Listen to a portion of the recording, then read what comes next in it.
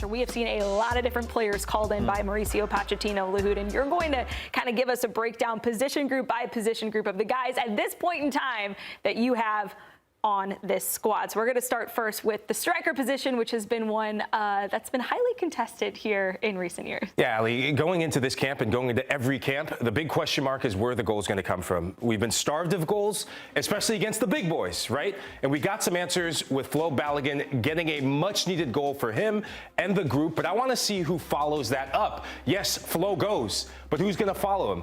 You scared me. I thought these were your strikers that you were taking to the World Cup. And then I saw striker options. Striker options. Yeah, I'm going attack heavy. We talked 3-4-3. We're going to go all hands on deck. But Flo Balogun's in the mix.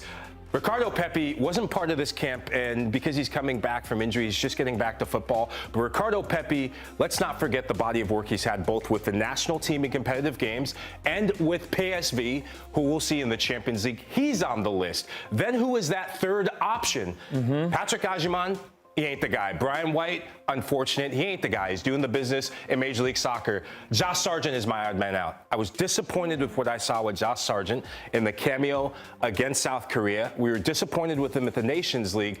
And we've seen that what he's done in the championship doesn't translate fully to the U.S. men's national team. Athleticism. That's it. His movement isn't of the quality that Wright, I think, will bring ultimately to the team. So my three, if you're going to put the national team together, I'm picking Flo, I'm picking Pepi, and I'm going Haji. Sargent's out.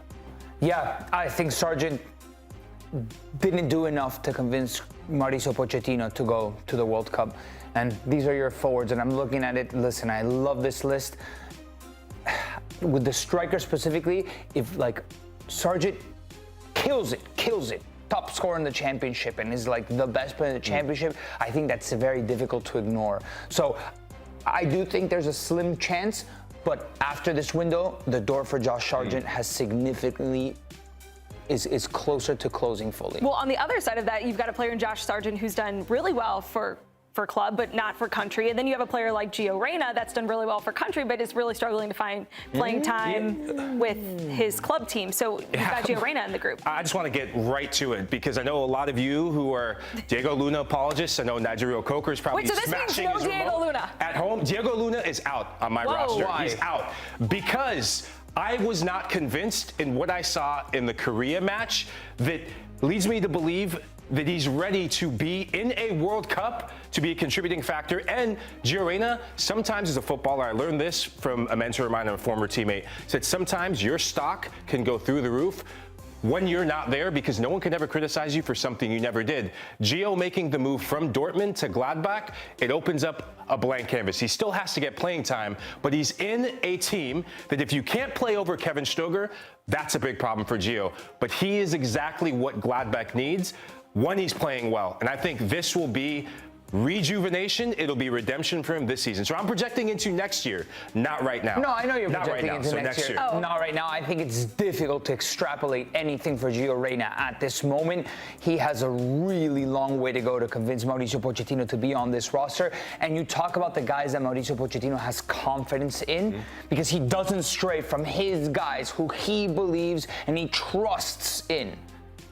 And Luna's one of those guys. Yeah. Luna from very early on. I would be shocked if Gio Reyna goes and Diego Luna doesn't. Yeah, if the World Cup is tomorrow, Diego Luna is flying first class with the U.S. men's national team, with Christian, Jedi, and everyone.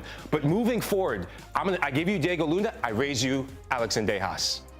Alex Zendejas brings the work ethic. He just scored a massive goal that upped his stock.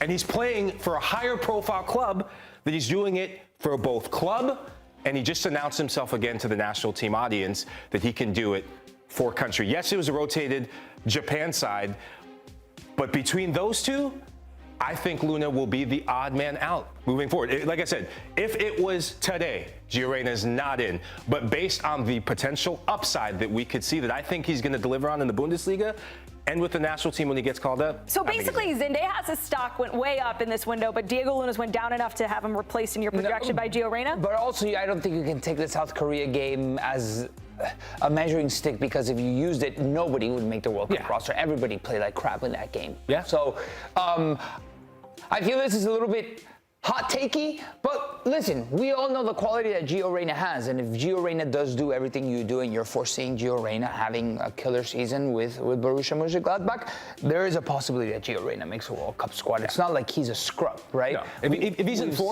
form, he's better than everyone here combined. Yeah. And I think a lot of people would even say that Gio Reyna has been one of the best players for the USMNT in some of the recent years, even in limited moments that he's had. Sure. There's a lot of excitement around him because of the way that he has come in and performed at times. Let's move it along now to the midfield. Yeah, look, I've been banging the drum for Luca de la Torre. I think he's out. But we look at this list. Yunus Musah is in solely because he has gotten some minutes and he brings versatility. And we were saying, which one of those three yesterday? And we had Yunus Musah on the list, and I said one of them will miss out. I think Musah still gets in because that 3-4-3 formational shift, should it be the thing moving forward, it favors him because he has played as a wingback as well as a center midfielder.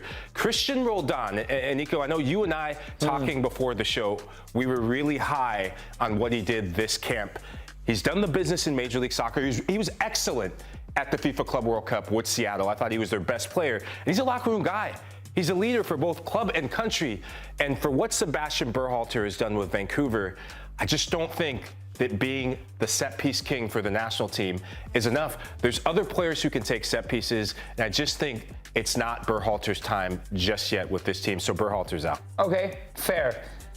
I'm going to take some liberties with your roster to try to work Diego Luna into this because I'm shocked that Diego Luna is not in here. Same. Oh, hit me. This midfield list has a lot of similar profile players that are probably not going to get playing time in Tillman, in Roldan, in Johnny Cardoso. Like center midfielders, if you're playing that 3-4-3, you're gonna need attacking creativity. So I would take out, for example, a Tillman. I don't know where Johnny Cardoso is on the pecking order for Mauricio Pochettino. To be honest, every time he's been on the national team, Pochettino doesn't use him. Listen, I trust Johnny Cardoso is good enough to probably make a World Cup, but Yunus Musah, similar type players. I think a little bit more quality going forward. But is he going to be playing over Tyler Adams? Is he going to be playing over a McKinney? You got your guys to lock up defensively. You got a couple of guys in Malik Tillman that can give you the offensive power, right? That's the one difference maker. I would probably, amongst Musah, Tillman, and Roldan, consider replacing one of those for a Diego Luna. That gives you something, I think, completely different to what most other attackers give you in this squad for a World Cup. Yeah, look, I'm starting to buy that because I could see them chasing a game and say, okay, Diego, come on. And we saw a glimpse of that against Japan where he had that opportunity where, I forgot it was Damian Downs, he slipped in with a nice 1-2, just first time pass. But if Gio Reyna is in this roster, you can also drop Gio Reyna in that position. You don't need Diego Luna. But that's a big if, and that's on Gio, who can. I've seen him playing for Dortmund, and I've seen him, when the U.S. are chasing a match and chasing a result, drop as a deep line playmaker alongside the likes of the defensive midfielders. So look at the amount of depth that you have already in that midfield. Let's just say it's the formation they used yesterday. You can only play 2 players in that formation.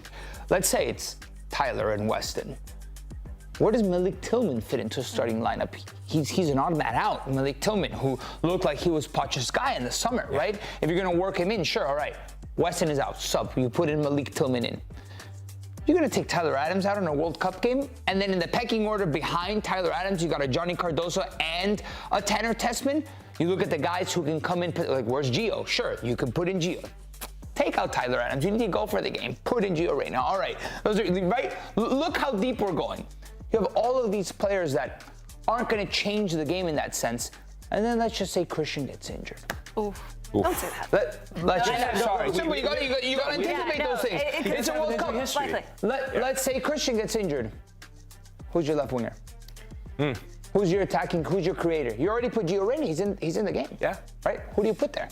Well, you have Timo Weah who could be there. No, but Timo Weah's on the right-hand side. He's a right winger. You can move him and put Zendejas to the right. He played the first game. He played on the left. Okay, From sure. Marseille, he plays on the left. Right, okay. Copa America, he Okay, played on the I left. buy it. Zendejas, but imagine something happens to one of those guys, right? Here you have a plethora of guys that something can happen to, and you can keep on finding wrinkles in order to sustain that midfield.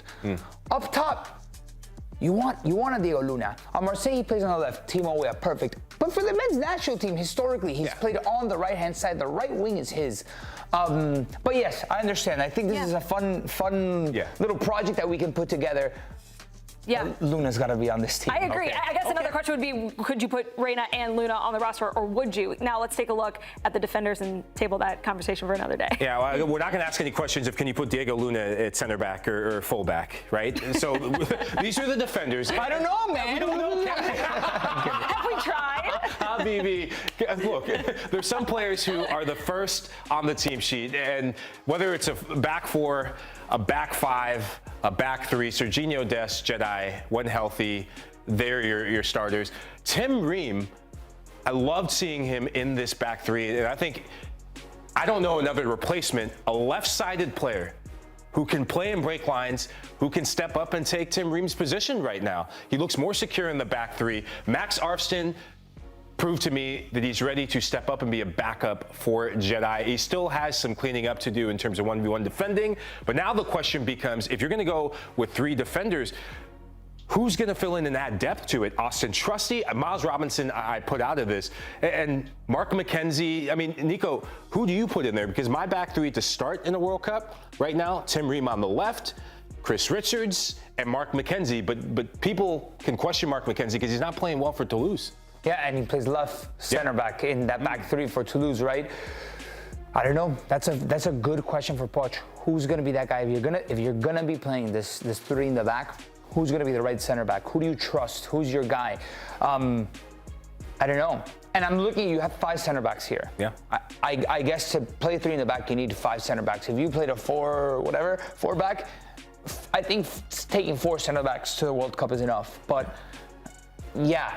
You're going to have guys that you can trust. Look, Joe Scally can play right center back. Yeah. He's played there for the U.S. before. He's also played, obviously plays right wing back. But this is an interesting puzzle defensively because we don't know the answers. And this is why, again, I'm going to say the same thing. I wish this was the window that Poch gave us this answer. We're going to understand come October, sure, against higher quality opponents. But in this last run-in, out of all the questions that I have walking away from this window, it's, okay, who's going to be your right center back? We've identified 2 center backs that you trust. Yeah. Out of a large pool of center defenders. Who's going to be the guy? You clearly don't trust McKenzie. Yeah. He's had the opportunity to play him, doesn't play him. Yeah. And, Blackman, did Blackman make the cut? I don't know. Yeah, no, for me, Tristan Blackman, I feel for him in the first game, and this was more about pride in the second game. Reinstate some pride in the body of work he's done in Major League Soccer. But in terms of goalkeepers, there's no question right now who the number 1 goalkeeper, and as someone who knows the position really well, I mean, am I crazy in saying that Matt Freese will be the starter? Obviously, right now, he's number 1 goalkeeper, but am I crazy to say that Matt Freese, projecting into next summer, will start for the U.S. men's national team? No. Or Matt Turner? No. I think you could be spot on there. Matt Turner, I think will be back in. Yeah. A goalkeeper that knows the position, and then your third string goalkeeper is your third string. And the World Cup goalkeeper. experience as well. Yeah. I don't think this discussion is over. Yeah. No. I like that. Yeah. Which conversation is closer to being at a close, the goalkeeper or the striker position? Oh, good question. Oof. I think the goalkeeper position. Yeah. I feel like once you're married to an idea if you're a manager and you're married to an idea in your goalkeeping department, it feels like that's the more difficult one to overturn. But with Matt Turner back in Major League Soccer, I think that's different. That'll give this goalkeeping situation a different dynamic. All right, there it is. Mike Lahoud's projected 2026 World Cup roster. You can screenshot that. Just send him any of your complaints. And I'm sure. Hit me on YouTube. Hit me in my mentions. Hit me in my mentions at Nico Cantor 1. I still can't get over Diego Luna. What an absolute snub. But